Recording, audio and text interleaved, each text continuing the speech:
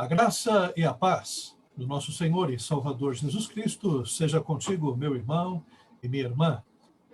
Vamos então, nesse instante, fazer a leitura da palavra de Deus. Nós estamos falando sobre ressurreição, estamos lendo textos sobre a ressurreição de Cristo e eu quero convidar a você a abrir a sua Bíblia em Lucas, capítulo 24. Um dos textos mais maravilhosos acerca da ressurreição de Cristo Jesus. Lucas, capítulo 24, a partir do versículo 13. Vou esperar um pouquinho para você pegar a sua Bíblia. Preste muita atenção. Esse é o momento em que a gente deve fixar o nosso pensamento na palavra de Deus. Eu sei que às vezes a conexão não é boa, minha imagem fica parada, a voz às vezes some, eu já não tenho uma grande voz de locutor, mas preste atenção na palavra de Deus. Naquele mesmo dia, 2 deles estavam de caminho para uma aldeia chamada Emaús, distante de Jerusalém, 60 estádios. Iam conversando a respeito de todas as coisas sucedidas. E aconteceu que, enquanto conversavam e discutiam, o próprio Jesus se aproximou e ia com eles. Os seus olhos, porém, estavam como que impedidos de o reconhecer. Então lhes perguntou Jesus: o que é isso que vos preocupa e de que ides tratando à medida que caminhais? E eles pararam entristecidos. Um, porém, chamado Cleopas, respondeu, dizendo: és o único, porventura, que, tendo estado em Jerusalém, ignoras as ocorrências desses últimos dias? E ele, Jesus, lhes perguntou: quais? E explicaram: o que aconteceu a Jesus, o Nazareno, que era varão profeta, poderoso em obras e palavras, diante de Deus e de todo o povo. E como os principais sacerdotes e as nossas autoridades o entregaram para ser condenado à morte e o crucificaram. Ora, nós esperávamos que fosse ele quem havia de redimir a Israel, mas depois de tudo isso, é já esse o 3º dia desde que tais coisas sucederam. É verdade também que algumas mulheres, das que conosco estavam, nos surpreenderam. Tendo ido de madrugada ao túmulo e não achando o corpo de Jesus, voltaram dizendo terem tido uma visão de anjos, os quais afirmam que ele vive. De fato, alguns dos nossos foram ao sepulcro e verificaram a exatidão do que disseram as mulheres, mas a ele não o viram. Então lhe disse Jesus: ó nécios e tardos de coração para crer tudo o que os profetas disseram, porventura não convinha que o Cristo padecesse e entrasse na sua glória, e começando por Moisés, discorrendo por todos os profetas, expunha-lhes o que a seu respeito constava em todas as Escrituras. Quando se aproximavam da aldeia para onde iam, fez ele menção de passar adiante.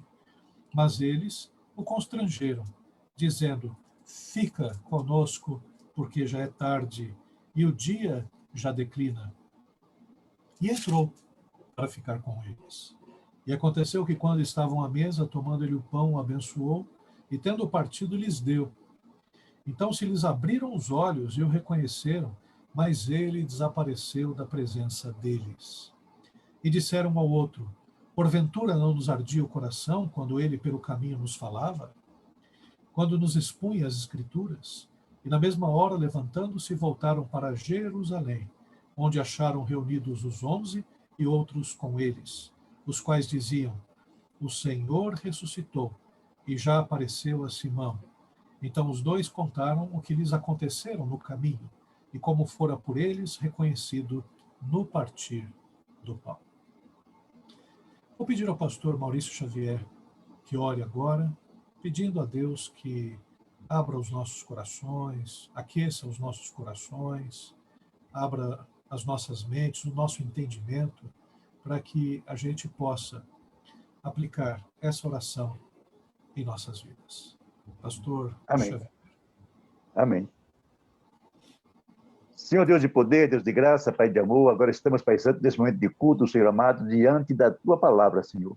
Queremos ouvir a Tua palavra, Pai amado, fale aos nossos corações, Pai amado, fale a nós nessa noite, Senhor, através do Teu servo, Senhor, usando como instrumento, Senhor amado, a falar uma palavra relevante para as nossas vidas, Senhor. Pedimos, Pai Santo, que Teu Santo Espírito ilumine, Pai amado, e o dirija em toda essa palavra, Senhor. Lhe peço isso, Pai Santo, em nome de Jesus. Amém. Amém. Meus queridos irmãos e irmãs, esse texto é um texto maravilhoso.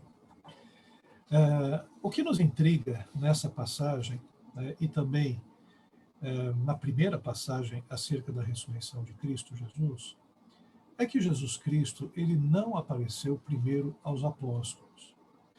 Ele apareceu para Maria Madalena, o texto que nós lemos pela manhã, e depois apareceu aos discípulos que estavam no caminho de Emaús, um deles era o Cleopas. Só depois, Jesus Cristo apareceu onde estavam reunidos os apóstolos, a 10 deles, em Jerusalém. Tomé não estava presente. Aí Jesus Cristo apareceu uma outra vez aos apóstolos, aí sim com Tomé, aí já eram os 11 apóstolos. Judas, com remorso, ele se matou.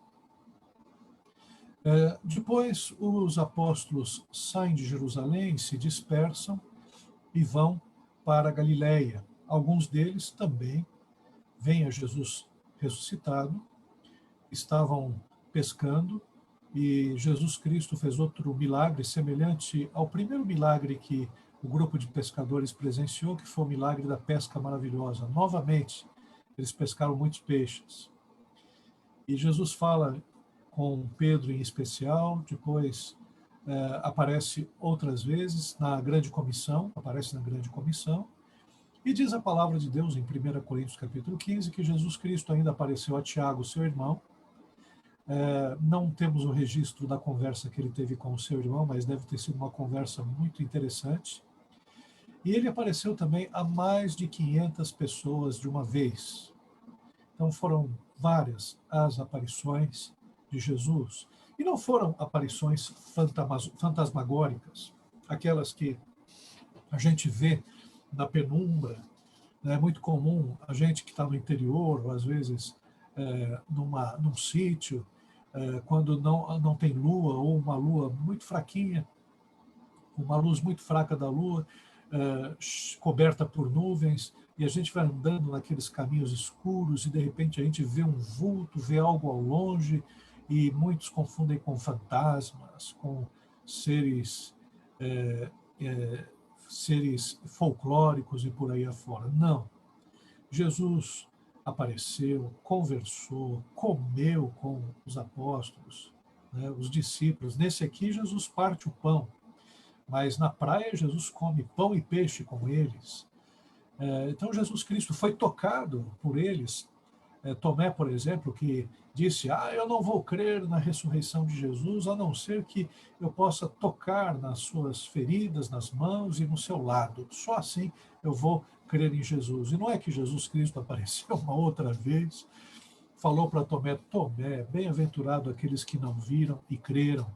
E Tomé, toca agora nas minhas mãos, no lado em que ele tinha sido lancetado. E Tomé disse: Rei meu e Deus meu. Ele reconheceu a divindade de Cristo Jesus naquela hora.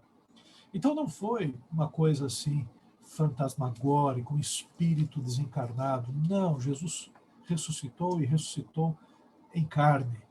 E o seu corpo, claro que não mais ferido, mas o seu corpo, ele recebeu, e foi, na verdade, mudado de tal forma que até esses dois que estavam ali não reconheceram Jesus Cristo no momento em que estavam inicialmente conversando.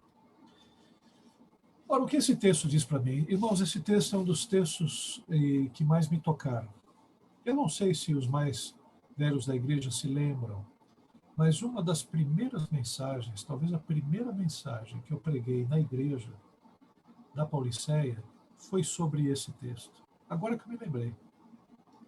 Foi a primeira mensagem que eu preguei nesse texto. E por que eu preguei naquela época? A igreja estava em transição, estava meio ferida, estava com dificuldades, passando por momentos difíceis. E eu preguei essa mensagem justamente porque essa mensagem é uma mensagem de esperança, uma mensagem de vitória. E o que nós podemos perceber, essa mensagem, ou esse texto, é um texto que fala sobre uma notícia que povoava as mentes das pessoas. A notícia era a morte de Cristo Jesus.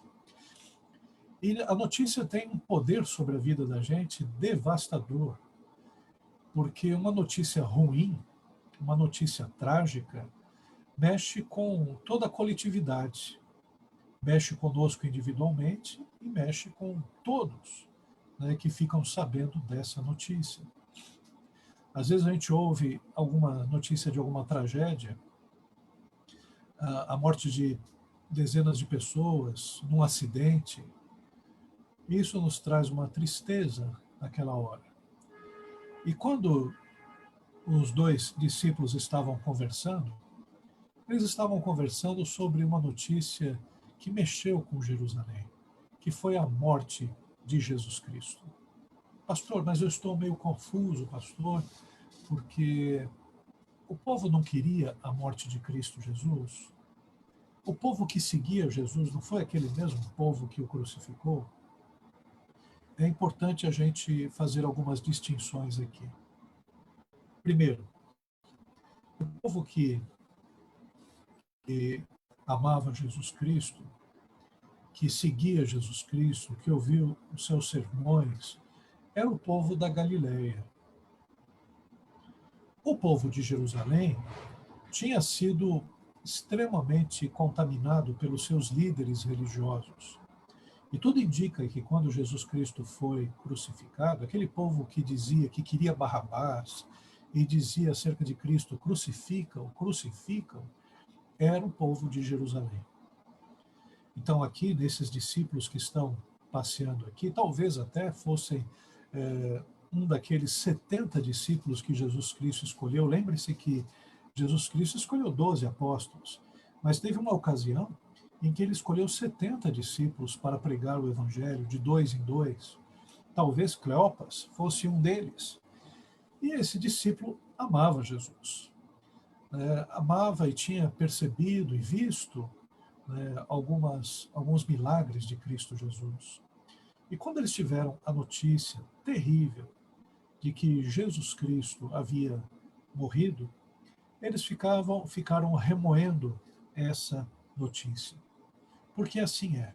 Notícias trágicas paralisam a nossa vida. Essa é a verdade. E eles estavam ali paralisados, andando no caminho de Emaús, apenas um desanimando o outro. Não havia ali nenhum tipo de esperança no coração deles. E, misteriosamente, esses discípulos estavam cegos para perceber que Jesus Cristo estava com eles. Nós não sabemos exatamente por que eles não conseguiram perceber a Jesus. Mas eu gosto de pensar que quando nós estamos muito tristes, muito depressivos, nós não conseguimos enxergar Jesus. Essa é a realidade. A gente está com o coração tão machucado. E olha que isso pode demorar horas, pode demorar dias, pode demorar meses. De pessoas que se revoltam com Deus, não querem nada com Ele porque passaram por momentos difíceis. E olha, momentos difíceis não faltam na nossa vida. Dizendo até uma palavra que é muito utilizada pelos nossos jovens, né? Quem nunca? Quem nunca padeceu por uma dificuldade, por um problema, por uma luta? E no meio dessas notícias horrorosas que vêm sobre a nossa vida, sobre essas tragédias, a gente não percebe que Jesus Cristo está conosco. E Jesus Cristo está conosco. Está andando ao nosso lado, proporcionando meios para que a gente possa ser consolado. Então, às vezes, talvez, aquele filme que a gente assiste, que tem uma cena que mexe no nosso coração, aquela criança que está brincando, que faz a gente se alegrar um pouco, aquele cachorrinho que faz as suas artes e faz com que haja um momento de relaxamento. Tudo isso, né, eu creio profundamente que são meios que o nosso Pai Celestial, que o nosso Senhor Jesus, que o Espírito Santo providencia para que as nossas resistências, a nossa ideia fixa da tragédia possa dar espaço à palavra de Deus. O diálogo dos dois é um diálogo depressivo, prendendo-se ao passado trágico, denotando frustração e apatia. São duas pessoas extremamente tristes. E uma coisa interessante, porque a tristeza deles era tão profunda que eles já tinham notícia que Jesus Cristo havia ressuscitado. Eles tinham notícia das mulheres. Esse é um grande problema. Homens não ouvem as mulheres. Deveriam ouvir mais. Esse é um problema nosso. Né? E acho que Jesus Cristo fez questão que uma mulher visse a ele ressurreto, para que a gente prestasse atenção e ouvisse as nossas mulheres, esposas, mães, filhas, né, com mais cuidado. Porque as mulheres já tinham dito, Maria Madalena já tinha falado sobre a notícia boa, e Cleopas já tinha ouvido essa notícia, juntamente com o outro discípulo. Também os discípulos, Pedro e João, foram lá, não viram nada também. Mas isso ainda não empolgava o coração deles, porque eles não acreditavam na boa notícia ainda. Que é o que acontece conosco, né? Quando a gente tem uma boa notícia, gente que passou por tantos problemas, a gente espera só notícias ruins. É a síndrome de Ló. Aliás, síndrome de Jó. Jó, quando teve uma sequência de notícias ruins, ele dizia: aquilo que eu temia me aconteceu. Todos nós tememos que o mal possa vir sobre a gente de alguma forma, né? E então, quando a gente ouve uma notícia, outra notícia, a gente fala, então a outra notícia vai ser pior ainda. Porque, afinal de contas, a gente entrou nessa roda viva das notícias trágicas. E talvez eles não acreditassem na boa nova por causa disso. As notícias envolvendo o luto, o divórcio, a doença, tornam a caminhada da vida penosa e triste. Eu acho que, nesse momento, valeria até um minuto de silêncio. Depois, claro, nós vamos orar.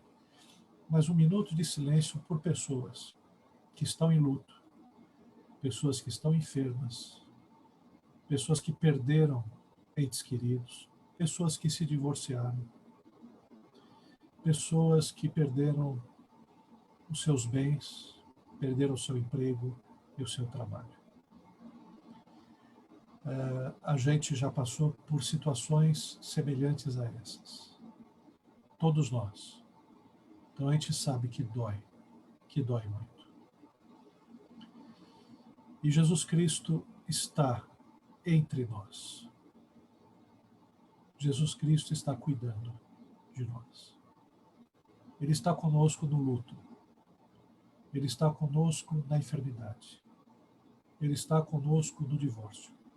Ele está conosco no desemprego. Ele está andando conosco, mexendo com os nossos corações. Outro aspecto que nós vemos nessa mensagem, além das notícias trágicas, né, que paralisam a vida, nós temos as notícias trágicas que demandam tempo para serem revertidas. Olha só a questão da temporalidade, né? Eu sou muito... Tem uma expressão antiga, né? Eu sou muito cabreiro com pessoas que acham que a gente, por ser cristão, a gente tem que se recuperar rápido ou rapidamente das nossas tristezas. Então tem gente que se torna até uma pessoa inconveniente, dizendo, não, sorria, né? Jesus é alegria, sorria, e vamos lá, parece mais o Silvio Santos, né? Cantando aquela música, sorria, alegria, e por aí afora. Parece animador de auditório. Parecem aquelas pessoas que querem fazer das tripas coração, outra expressão antiga, para que a pessoa dê um sorriso achando que isso é o suficiente. Não, não é. Não é. Cada um reage de uma forma. Cada um tem o seu tempo. E Jesus, ele se coloca ao lado dos discípulos da caminhada, primeiramente para quê? Para ouvir. Porque a gente precisa ouvir as pessoas, deixá-las falarem, deixarem elas desabafarem, né? As pessoas precisam dizer alguma coisa. Através de Jesus Cristo, de uma forma muito sutil, né? Oh, meu Deus! Jesus, ele leva uma bronca do Cleopas e do outro discípulo. Quando Jesus Cristo diz, o que aconteceu com vocês? Os dois chegam, o Senhor é o único que não sabe do que aconteceu em Jerusalém. Você estando em Jerusalém ainda não percebeu os últimos acontecimentos. Ora, aquele Jesus, profeta, varão de boas obras, estava aqui fazendo uma... E você estava sendo alienado, afinal de contas.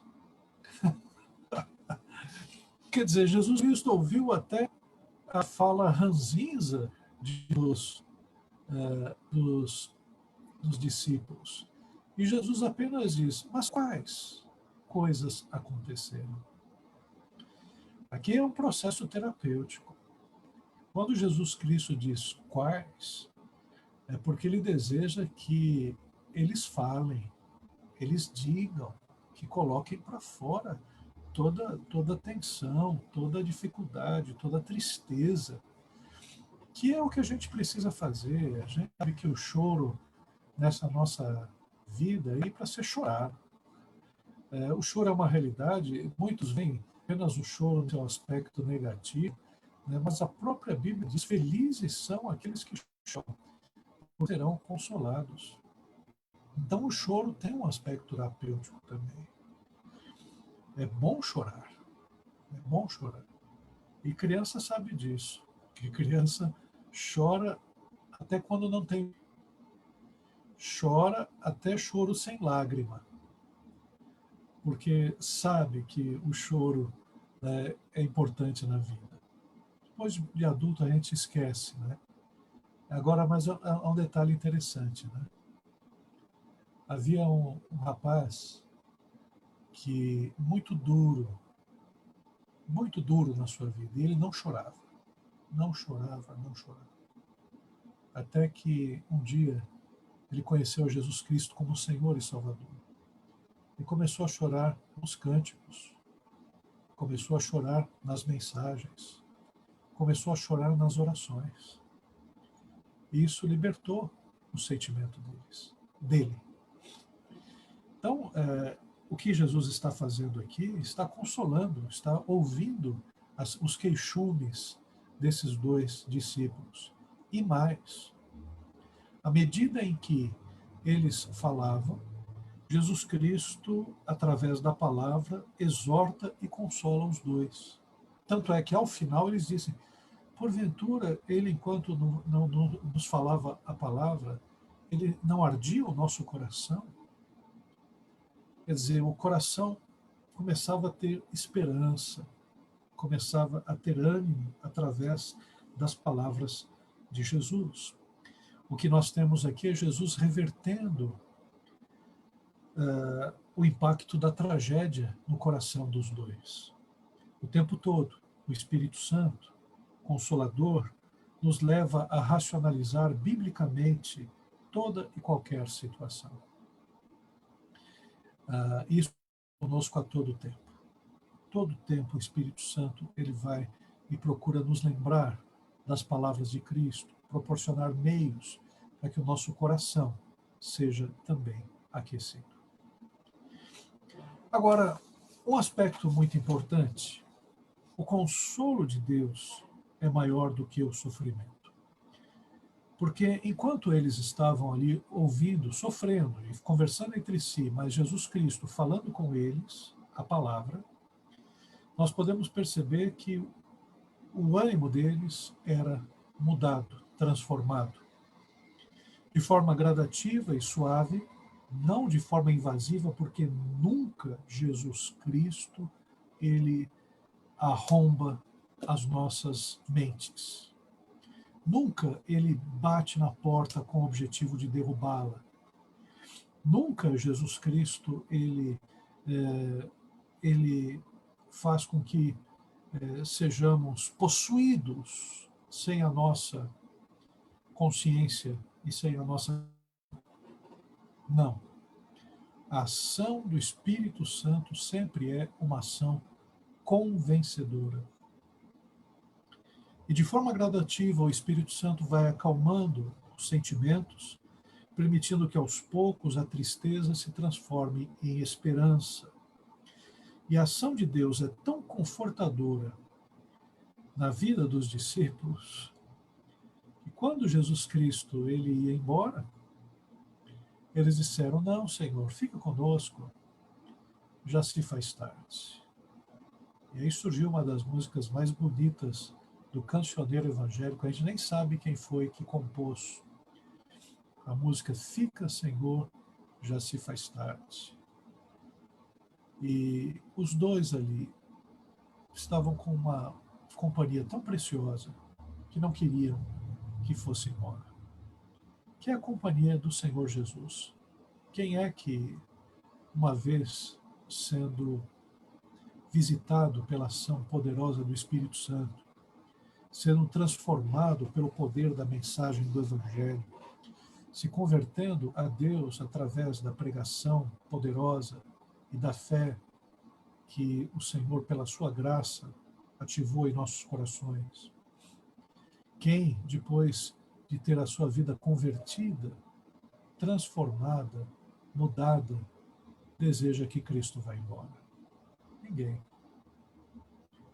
Porque a presença de Cristo Jesus na nossa vida é uma presença consoladora, revitalizadora, uma presença que nos traz paz, porque Ele é o príncipe da paz.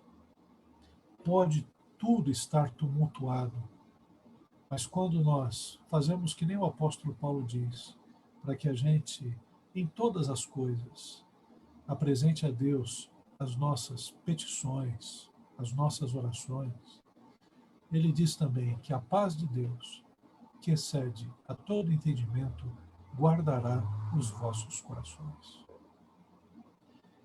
Então, o que nós percebemos é que eles só podiam dizer: Senhor, fica, já se faz tarde. E eu quero encerrar dizendo o seguinte: qual é a consequência direta da ação de Deus nesse momento que eles estão vivendo a tragédia?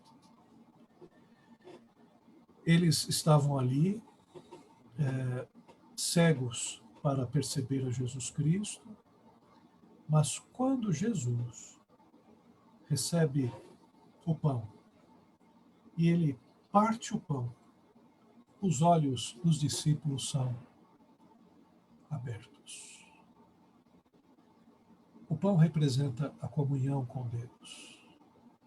Quando voltamos à comunhão com Deus, os nossos olhos são abertos para reconhecê-lo, para reconhecer a Jesus Cristo, como é o caso deles, para reconhecer Deus na nossa vida, para perceber que Deus está conosco.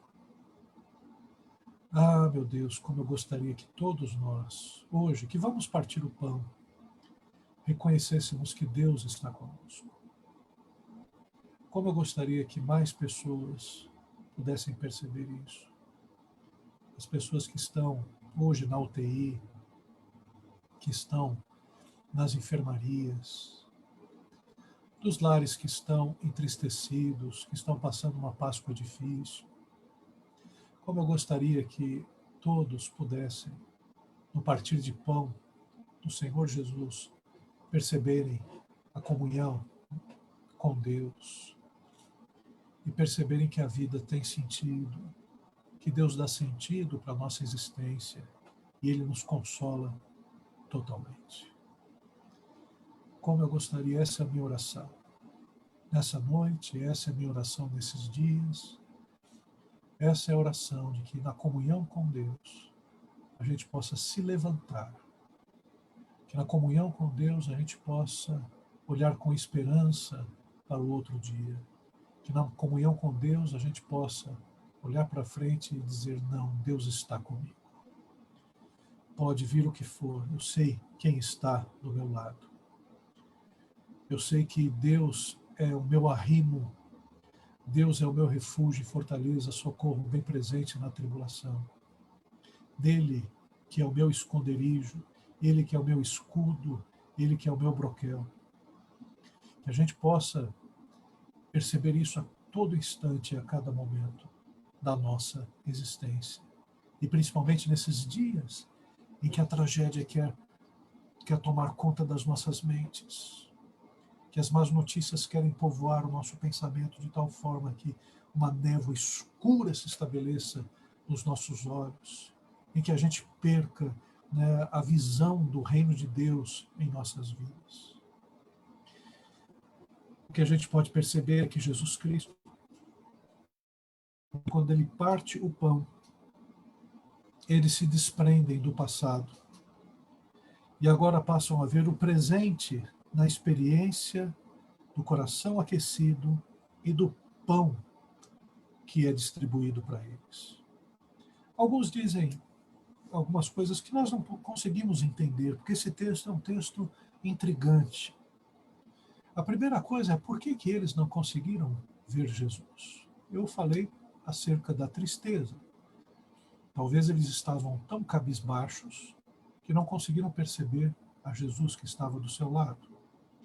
Outro aspecto é que alguns dizem que a última visão que eles tiveram de Cristo era tão dantesca, seu corpo ferido, maltratado, a coroa de espinhos, os cravos nas mãos e todo o seu corpo retalhado por causa dos açoites, que quando viram uma pessoa que não tinha nenhuma dessas marcas, aparentemente, eles jamais pensariam que Jesus Cristo é que estava ali.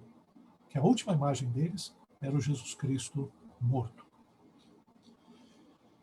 Que é também a imagem da tragédia. Às vezes a gente fica com a imagem da tragédia. As coisas já se atualizaram, mas a gente fica com a imagem do Cristo morto. E outros até dizem que, na verdade, o que aconteceu com Jesus Cristo é que ele já estava com aspectos do corpo glorificado. O apóstolo Paulo diz que o corpo ressurreto, nós vamos ter do nosso corpo físico uma semente apenas. Quer dizer, nós não vamos ser totalmente parecidos com o corpo que nós temos aqui. Alguns dizem, graças a Deus. A verdade é que o apóstolo Paulo diz que esse corpo físico vai ser apenas uma semente do corpo espiritual. A gente vai guardar alguma semelhança, não sei como, qual, mas nosso corpo não vai ser idêntico ao nosso corpo físico. Não sei, sinceramente não sei. Mas esses mistérios estão para Deus. E é um mistério não saber por que eles não perceberam a Jesus. Mas tem um detalhe. Eles perceberam Jesus pelo partir do pão, porque assim Jesus fazia com os discípulos.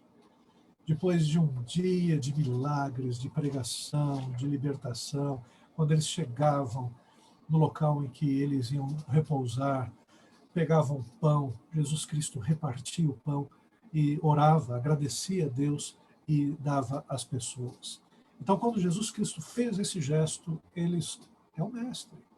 Os olhos deles se abriram. É Jesus que está conosco. É o Senhor que está conosco nesse momento. Mas alguns também dizem que talvez eles descobriram que era Jesus por causa dos cravos que apareceram quando Jesus Cristo partiu o pão. Os sinais dos cravos, melhor dizendo. Né? As feridas nas mãos. Pode ser. Pode ser. E que a gente perceba também nos cravos de Jesus todo o sofrimento que ele teve na cruz, porque ele sabe o que é sofrer na nossa vida. Então, se a gente está sofrendo, saiba que Jesus Cristo é reconhecido como homem de dores, que sabe o que é sofrer.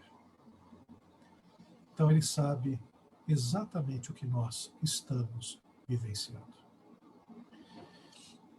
O que nós ainda podemos perceber é que quando nós vencemos as lutas da vida, celebramos e anunciamos a salvação de Deus, porque foi isso que eles fizeram. Quando eles viram a Jesus Cristo, e aí Jesus Cristo desapareceu. E ele diz, porventura, nosso coração não estava aquecido. Imagine a festa deles. Imagine a alegria deles em dizer, Jesus ressuscitou. Irmãos, Jerusalém acabou sendo invadida pela mensagem que estava subvertendo aquela ordem maligna, aquela ordem de dominação do Império Romano, aquela religiosidade hipócrita, mecânica, opressora do templo, dos sacerdotes, dos fariseus. Quando Jesus Cristo ressurge, quando ele ressuscita, as pessoas começam, os discípulos começam a dizer, Jesus ressuscitou, ressuscitou, ressuscitou.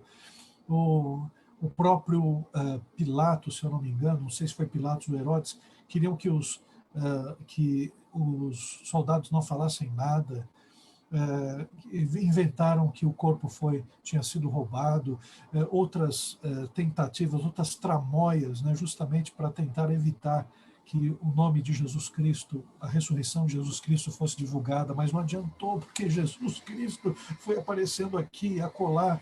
Imagine o que aconteceu em Jerusalém nesse momento. E o que nós podemos perceber, essa mensagem da ressurreição, ela tornou aqueles discípulos, apóstolos, as mulheres que estavam com Cristo, discípulas de Cristo Jesus também, pessoas que estavam acuadas, medrosas, pessoas que estavam com medo dos governantes, com medo de pregar o evangelho, com medo disso, em pessoas audaciosas, pessoas que até deram a sua vida pelo evangelho, pregando a mensagem que salva. E eu quero dizer que diante dos desastres da vida, nós temos duas opções: a autocomiseração ou a divina consolação, advinda da presença do Espírito Santo de Deus. É necessário desprender-se do passado, atualizando nossa mente e coração com a nova atuação de Deus na nossa vida. Porque aqui, eu ouvi um pregador, irmãos, essa mensagem, ela toca no meu coração, porque um dia eu ouvi um pregador, ele chamou essa pregação dele de A Última Notícia. E ele dizia que enquanto todos estavam presos à notícia de que Jesus Cristo havia sido morto na cruz do Calvário, eles não perceberam que a última notícia já era outra. A última notícia era a ressurreição de Cristo Jesus, que é a última notícia na nossa vida. A nossa última notícia não é a morte, não é a enfermidade, não é a dor. A última notícia na nossa vida sempre vai ser a ressurreição de Jesus. Isso é, a vida vence a morte, a alegria vence a tristeza, o sofrimento é vencido pela alegria, e por aí afora. Porque a última notícia que nós temos é a ressurreição de Cristo Jesus. O convite divino é de não permitir que a vida continue paralisada. Não, não, a vida não está paralisada. Mas sim entender que o novo já veio. E a última notícia, meus irmãos e irmãs, a última notícia não é a morte de Cristo. A última notícia é a ressurreição. Vamos orar nesse instante? Feche os seus olhos, oremos ao Senhor.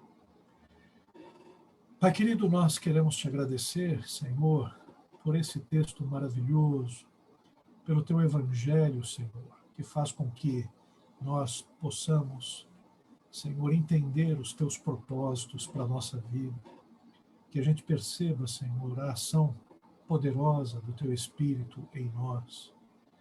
Pai amado, te agradecemos, Senhor, porque a última notícia não é a pandemia, Senhor. A última notícia é que Jesus Cristo é vitorioso sobre todo o mal. A última notícia não é os momentos difíceis que todos nós estamos passando. A última notícia é que Jesus Cristo está conosco, está andando conosco, está provendo todos os meios para que a gente possa vencer dia após dia todas as dificuldades.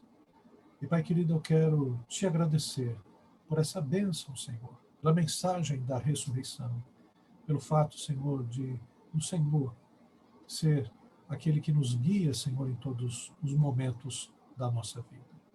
E Pai, nós sabemos que daqui por um pouco de tempo, alguns anos, não sei quantos, alguns mais, outros menos, um dia estaremos todos juntos, Senhor, celebrando o Cordeiro que foi morto e que venceu e ressuscitou. Estaremos todos juntos, ó Pai, na mesa colocada para que festejemos o casamento da igreja, que é a noiva, e de Cristo, que é o noivo. Te agradecemos, ó Pai, e te louvamos por tudo isso, em nome de Jesus. Amém. Que a graça do nosso Senhor Jesus, o amor de Deus, o nosso Pai, a comunhão e a consolação do Espírito Santo sejam com todos nós e todo o povo de Deus, agora e sempre. Amém. Deus abençoe.